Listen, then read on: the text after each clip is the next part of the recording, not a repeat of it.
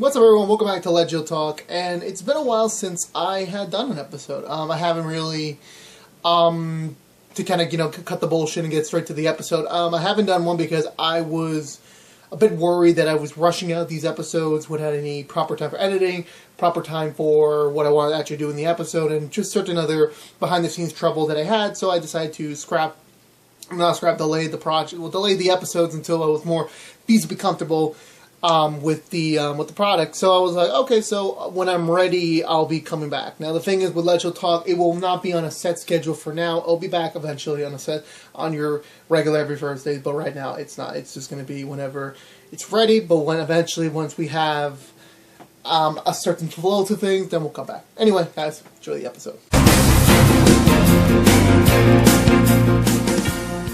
What's up, everyone? Welcome back to Legio Talk. Today, I want to talk about something near and dear to my heart. I think it's the most important thing about my character, about the person who I am.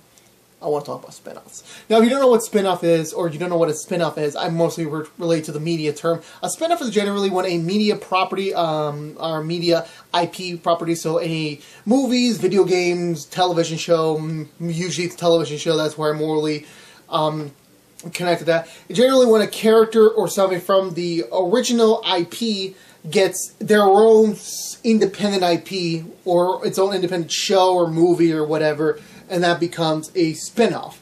And generally, with me and my close group of friends, I kind of annoy them majority of the time with the fact that I create these fan fiction spin-offs in my mind, and then I tell them, like, oh, this would be a fun spin-off. But in all reality, I do believe spin-offs are a great source of introducing or possibly expanding the world or giving a character more story than maybe the main show has to offer. But however, the main topic I want to talk about today is why spin-offs, a good amount of them fail. Now, that's something even recently we've been having problems with. Now, sure, you have The Flash or the Young Sheldons where they're the big hits, they're the top dogs where they're still very successful, but then there are spin-offs from the past and currently in the present that didn't even work out at all, and I just want to kind of delve into that a little bit today on the returning episode Legio Talk for the year.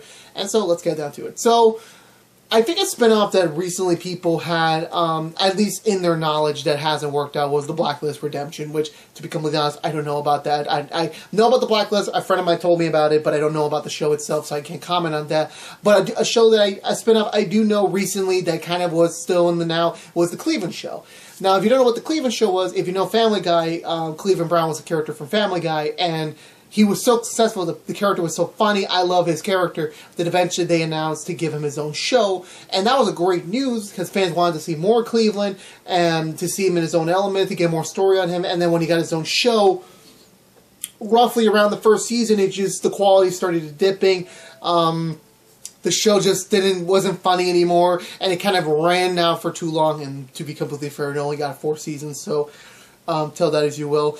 And that's sort of a recent example I can think of what a spin-off has failed to do.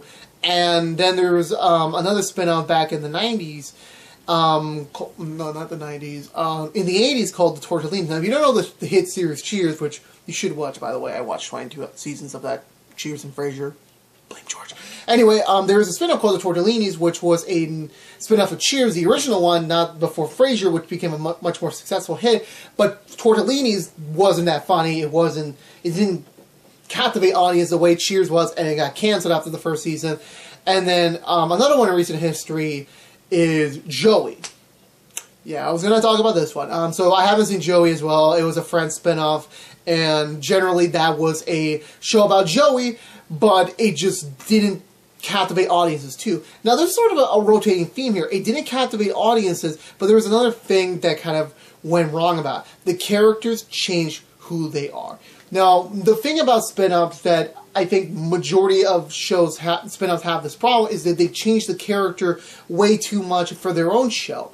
With Joey, for what I understand from his spin-off, is that every characteristic you love about Joey, majority of it was written off so that they can kind of start fresh with a new character development with it, but it was the wrong one since all the 10 years of his journey on Friends was gone.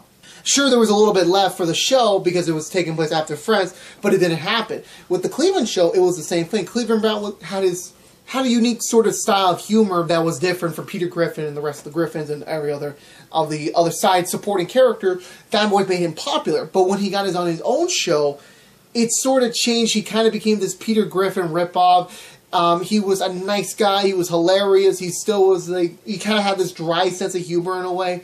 And then when he came on his own show, he just sort of became this self-enticed asshole. He sort of became this person I don't know. I don't like him. I mean, sure, there were some good episodes of the show post-season 2, but then afterwards it was just repetitive, you know. He does something stupid or something he knows is stupid. He does it anyway for the pure sakes of comedy, for the show, and that just kind of ruined it. And thankfully, when he returned to Family Guy after his show ended, he kind of reverted back, because they knew this is the Cleveland fans love, but we wanted to see a show with him, not this other Cleveland Brown that many fans didn't like.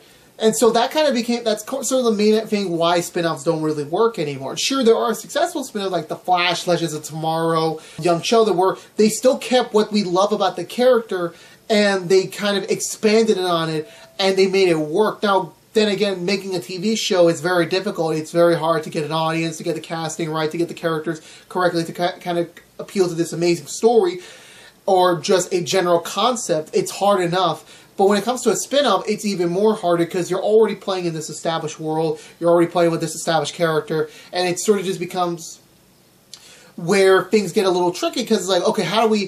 For the thing is, spin-offs, I would say, they have to keep what we know about the character. Don't change the character. It's like if Barry Allen was a saint on Arrow when he showed up, and then when he appeared on his own show, he kind of was acting like a douchebag.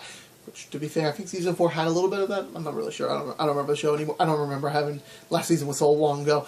But to say the point, like, they didn't change the character. They expanded that character. They took the foundation of that character and built upon it. There was a reason why Joey had a spin-off originally, because we liked Joey. We wanted to see... He kind of was the only friend character that didn't have, like, a really set conclusion, so it kind of made sense for him to have his own show to keep it going, but they didn't do that because they kind of erased everything, kind of like when Ash's Pikachu gets reset after each region. And that's what made Frasier work, which was, I think, Frasier and Friends were competing with each other, and they should have used Frasier as a tool. They kept Frasier as he was. They kept the same character from Cheer, except they kind of made this world around it, and that worked. They kept the same character, they kept all the development, everything from Cheers carried over to the new show, and that worked. The characters were amazing. The story development was amazing. Those 11 years mapped. They expanded Frasier's character. And in the 2 years we had Joey, despite, okay, yeah, he got canceled, and then again enough time as Frasier did, Joey never reached that story development. He never expanded his character. Again, I don't even know, I haven't seen the show yet, but from what I read online and through other reviews, that sort of was the problem with the show.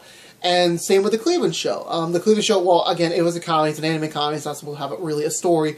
But they never really made Cleveland his own character. They just kind of made this clone of Cleveland for the show. And then when he came back to Family Guy, they sort of put that one back.